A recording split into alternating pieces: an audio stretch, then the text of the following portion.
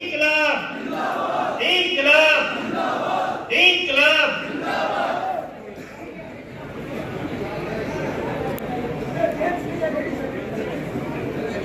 हमारा सौभाग्य है कि भारत जैसे विशाल देश, जहां पर विश्व के दूसरे नंबर की सर्वाधिक आबादी निवास कर रही हो, और उस देश में आजादी के 75 वर्ष बाद एक ऐसे राजनीतिक दल का गठन होना और उसका दिल्ली जैसे जगह में सरकार बनना, और उस सरकार, साथियों,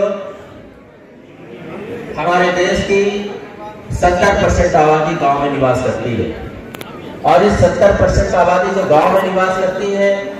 और इसके अलावा जो लोग शहरों में निवास कर रहे हैं,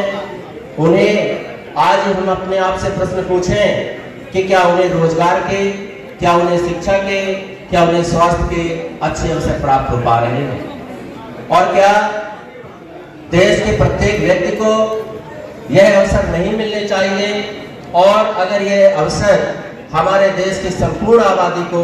बिना किसी भी प्रकार के भेदभाव के मिले तो हमारा देश कहां से कहां पहुंच जाएगा। हमारी बहनें बहुत सारी बातें कही, हमारे बीच में आदरणीय महापौर प्रत्याशी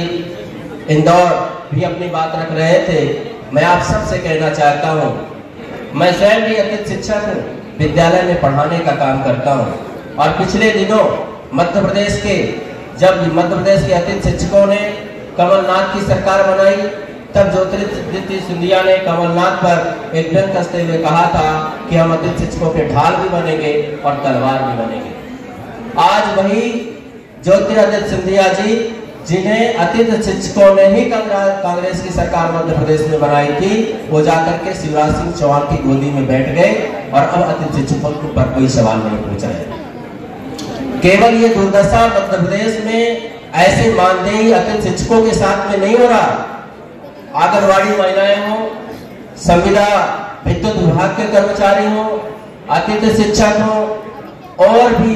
विभिन्न क्षेत्र में रहने वाले लोग जो रोजगार के छोटे से अवसर प्राप्त भी कर पा रहे हैं, उन्हें इतना कम मानदेय मिल रहा है कि वह न तो अपने लिए ठीक से कपड़े सिलवा पा रहे हैं, न तो अपने बूढ़े माता पिता की सेवा कर पा रहे हैं, न वो अपने बच्चों की शिक्षा दे पा रहे हैं। हमारी सरकार है दिल्ली में, और दिल्ली में जो लोग इस तरह से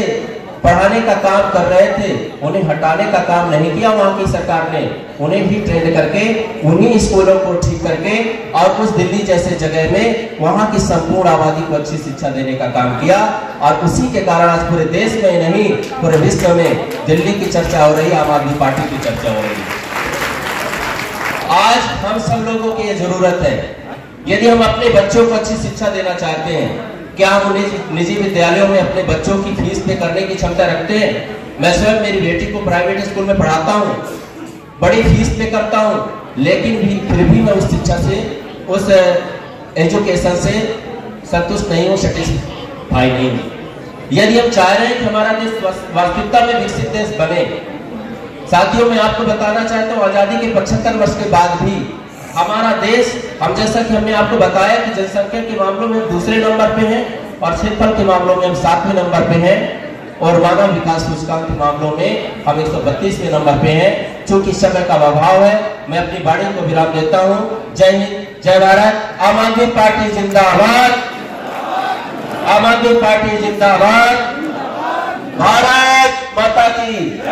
भारत माता की जय हिंद, जय भारत। साथियों, उसी समय में हमारे बीच हमारे मुख्य अतिथि पधारने वाले भाई साहब सभी कहाँ से हैं? हम सभी लोग